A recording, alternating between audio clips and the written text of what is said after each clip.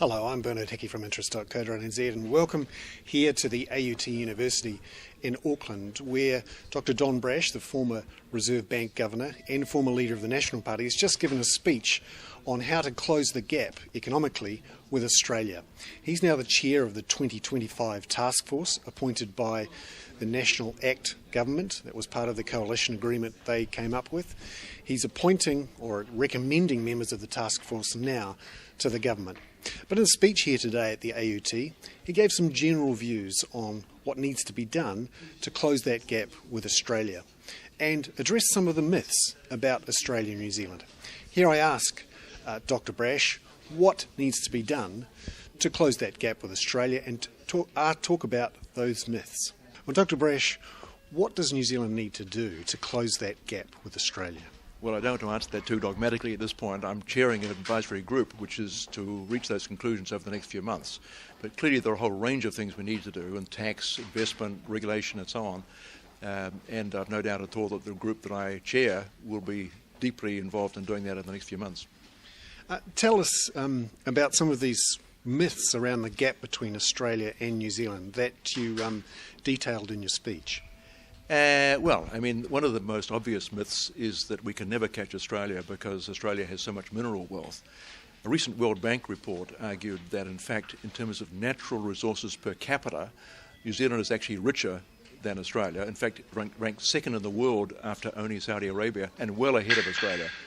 But frankly, even if we didn't have any mineral resources at all, or any natural resources at all, there are lots of countries, one thinks Japan and Singapore, which have virtually no natural resources at all, which have higher incomes than we do. So there's no reason at all why we can't catch Australia. And the issue of New Zealand being too far away from the rest of the world?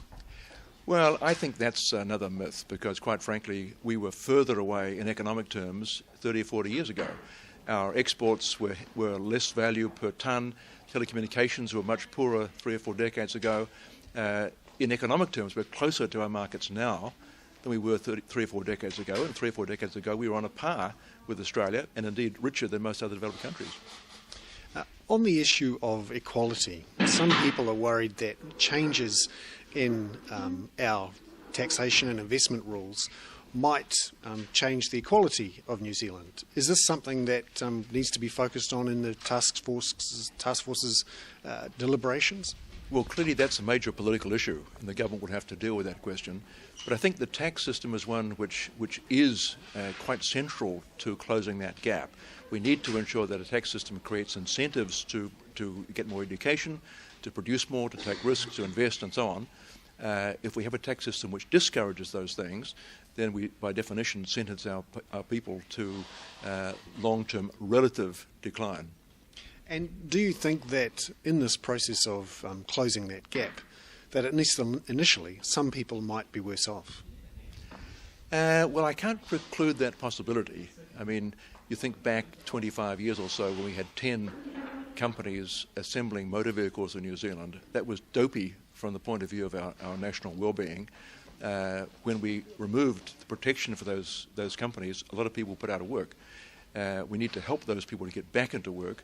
But in the short term, they could well be worse off. Dr. Bryce, thank you very much. Thank you. Cheers.